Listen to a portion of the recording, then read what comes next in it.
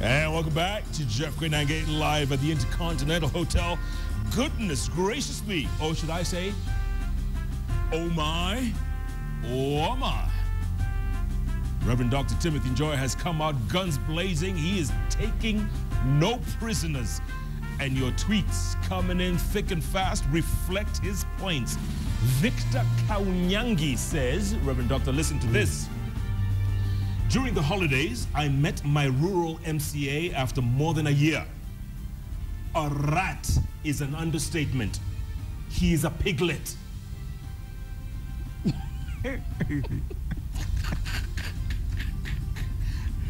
That's what he's saying. Odembo Aluoch says, same old Timothy. Love this man. Always shooting from the hip. I love these. I love these. It's incredible.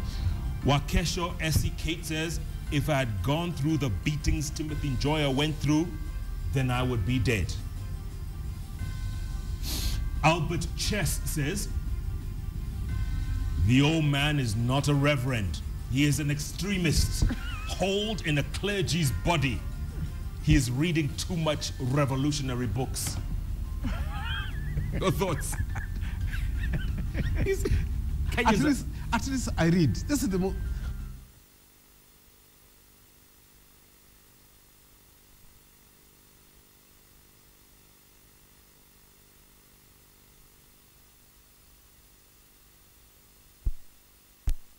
Drinking or to, okay, I would have decayed by now.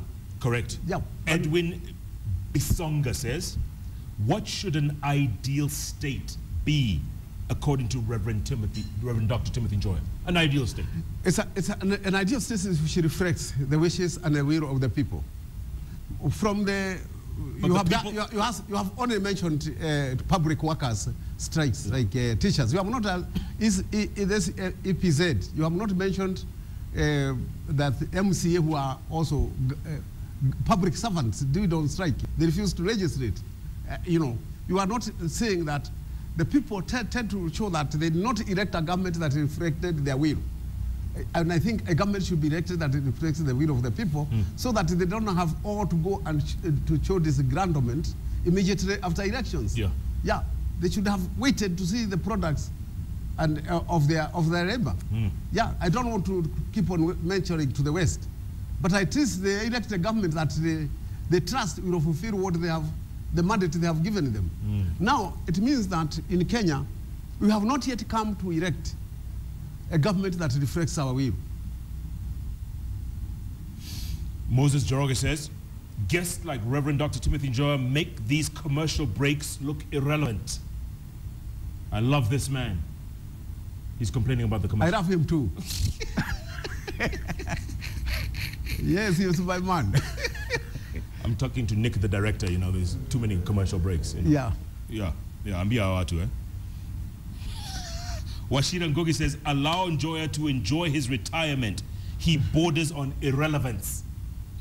Washira. If I were irrelevant, he wouldn't take time to write. He's taking time to enjoy me, and then does he comment on something irrelevant? He would be irrelevant himself. But now I'm making him relevant at least. Yeah. Marcus Sokoine Garvey says, Njoya is killing me dead. I'm loving the show. You see, it's good for me. I welcome dialectics. Dialectics and diversity. Dialectics is being told where I'm weak and where I'm strong. Being told where I am going off the rail and where I'm not going. Because I don't represent everybody's interest. No. But at least I speak my mind.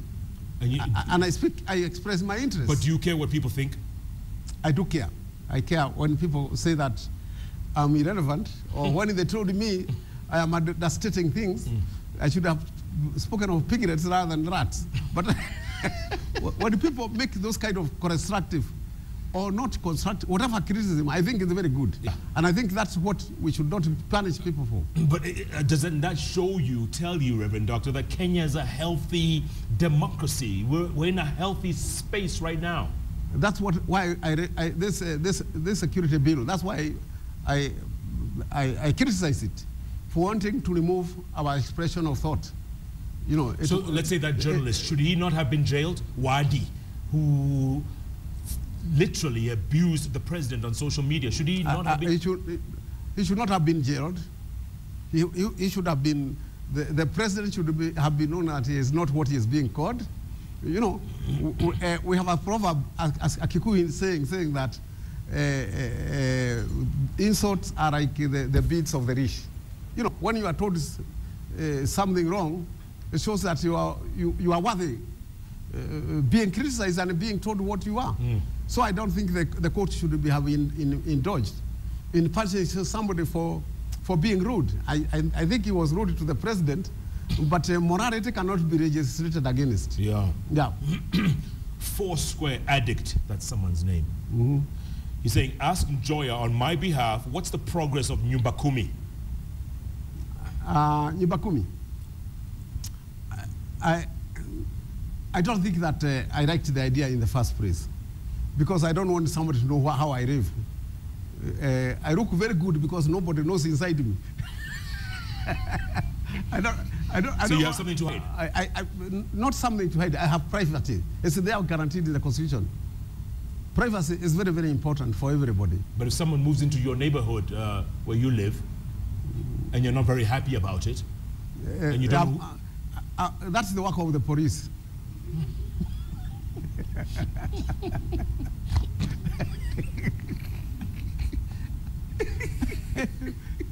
That's their job. That's the job. I pay taxes to get protection, not to, again, protect myself. No.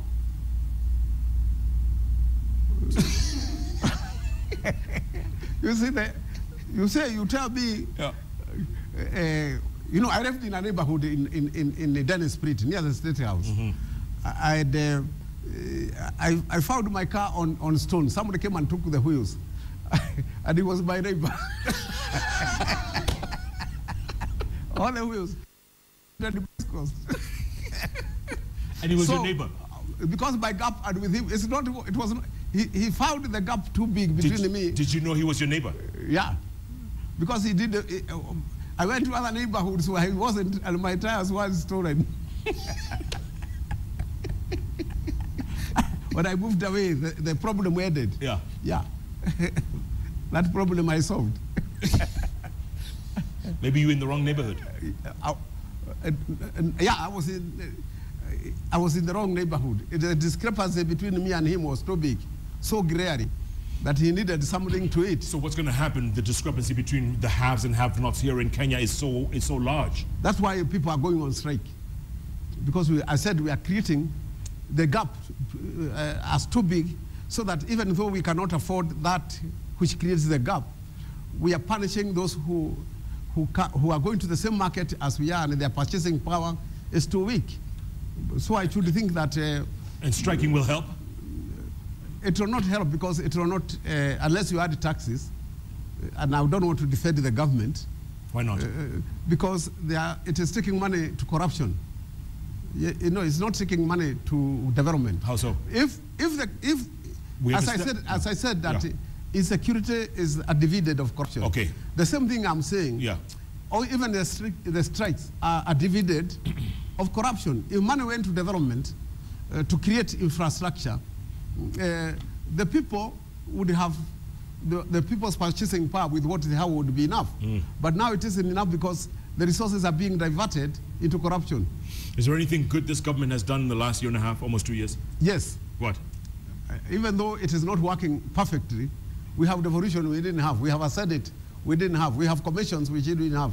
We have a better judiciary which is vetted and we didn't have. If you think of the government as totality of judiciary, parliament, and the executive, we have things we never had in our history. We are ahead of other governments in Africa and perhaps in the world. So there's something positive in the state of the union or the state of the nation that has happened in Kenya. We have succeeded two things more than ever and expected. We have philosophically, we have written a good constitution. institutionally, we have created new institutions which didn't exist before. What we haven't done is that we have not changed the character of the people. Yeah. What we need is to sweep the character of the people. So if MCAs are rats and MPs are pigs, what are senators and governors? Just asking. They are in either categories. You see, they are in the category. Senators are pigs, of course. Yeah. They are part of the category of the pigs. Yeah. Governors? Governors are in between. What is in between a pig and a rat? Vultures. Carrie Peters Nyakundi asks, has Reverend Dr. Timothy Njoya forgiven Moi for the beating? Who should have forgiven each other? It's me who dismantled Moi's government. He had a grievance. He's a born pig. Would you have waited if you were Moi for me to dismantle your government? You would have done what he did. So let us say, who provoked the other? Moi didn't come to stop me from preaching on the pulpit. I went to stop him from misruling the Kenya. So he was only resisting. After he left power, we came back to normal. We are both citizens. I'm retired, he is retired. So if you were sitting here now and you were sitting... I would love him to sit together. Have a cup of tea. Yeah, a cup of tea and talk as a kukubuka, even though he is more experienced than I am. Yeah. You're a forgiving man. Felix Tanga asks, please ask Reverend Njoya about the Sonko freebies. Are they sustainable? Okay, they are created again by corruption. People need, youth need Sonko because the government is not working. Corruption is taking resources and diverting resources from developing better institutions, better industry, employment. You see, so I think Sonko are going to be very, very required to sweep a bit of the unemployment. How do you explain his popularity? They call him the Robin Hood. It's created by Kenya corruption. How?